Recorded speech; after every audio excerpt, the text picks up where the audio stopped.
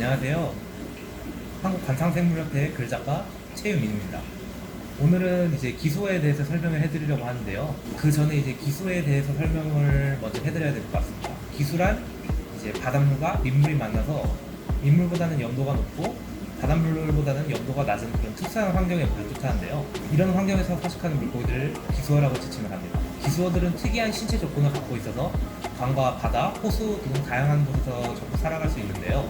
이러한 특징을 가지게 된 신체 조건에 대해서는 아직 정확하게 밝혀진 바가 없으나 일반적으로 뇌 하수체에서 나오는 체내 호르몬 분비로 적응을 할 수가 있습니다.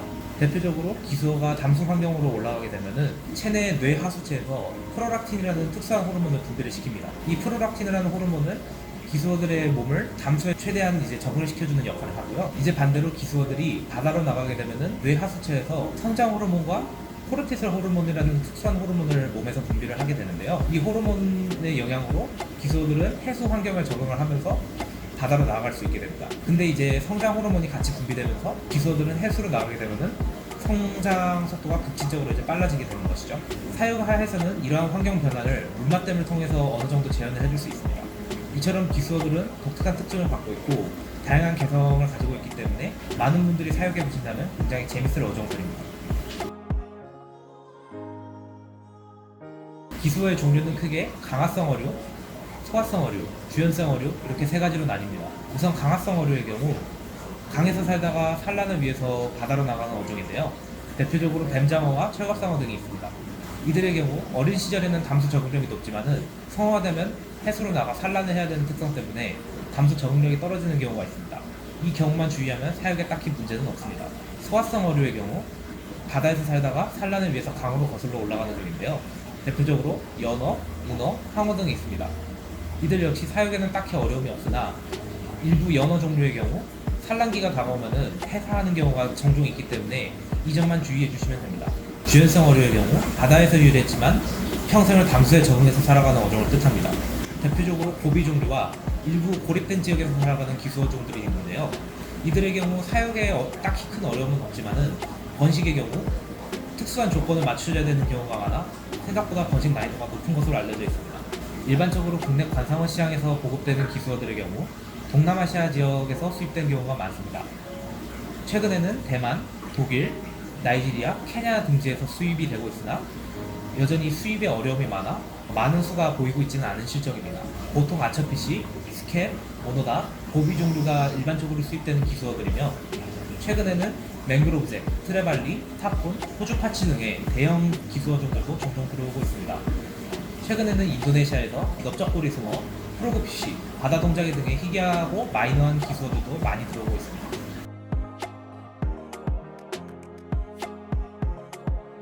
첫 번째는 각 어종의 특성을 파악하는 것입니다. 이게 뭐 당연한 얘기 아니야? 이게 뭐가 꿀팁이야? 라고 생각하실 수도 있는데 기수어종은 유독 개성이 강하다 보니까 비슷한 종 중에서도 특성이 다른 종들이 굉장히 많습니다. 대표적인 예시로 카나렌시스가 있는데요. 카나렌시스는 에트로플러스라는 속의 물고기인데 이 에트로플러스라는 속의 물고기들은 원래 전부 다 기수어종입니다. 그렇다 보니 기수에서 사육을 하는 게 맞지만은 에트로플러스 카나렌시스의 경우만큼은 예외적으로 담수에서 키우는 게 정답입니다. 이렇다 보니 이처럼 서로 비슷해 보여도 실상은 특성부터 사육까지 전부 다 다르다 보니까 종의 특성을 파악하는 것이 사육에 좀 더 도움이 됩니다. 두 번째는 초기 축양 시에는 기수에서 축양을 하는 것입니다. 기수어들에게 있어서 염분은 체내 신진대사를 원활하게 해주는 중요한 요소 중 하나입니다. 처음부터 담수에서 축양된 기수어라면 염분이 없어서 딱히 큰 문제가 없지만은 오랜 운송 스트레스로 인해서 몸 상태가 많이 안 좋은 기수어들의 경우 기수가 아닌 담수에서 축양을 하게 될 경우 스트레스로 인한 배마름, 거식증, 그리고 세균성 질병 등에 감염되어 심각한 상황을 초래할 수가 있습니다. 이렇다 보니 기수어들을 처음에 축양을 해야 될 경우에는 반드시 기수에서 축양을 하는 것이 중요합니다. 세 번째는 충분한 여과 용량을 확보하는 것입니다.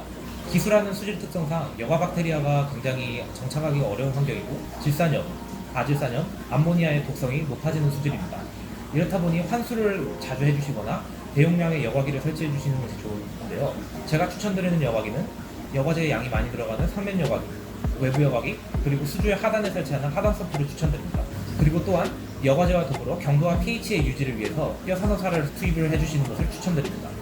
기수어의 가장 큰 특징은 담소에서 해수어와 비슷한 분위기의 사육을 할 수 있다는 점과 개성이 뚜렷해 일일이 개별 사육을 하면서 관찰하면서 사육을 할 수 있다는 점이 제일 가장 큰 특징이라고 할 수 있습니다. 독특하고 신기한 외형을 지닌 만큼 많은 분들이 기수어 사육에 관심을 가져주셨으면 좋겠습니다. 이상으로 기수어 빌런 최현민이었습니다. 감사합니다.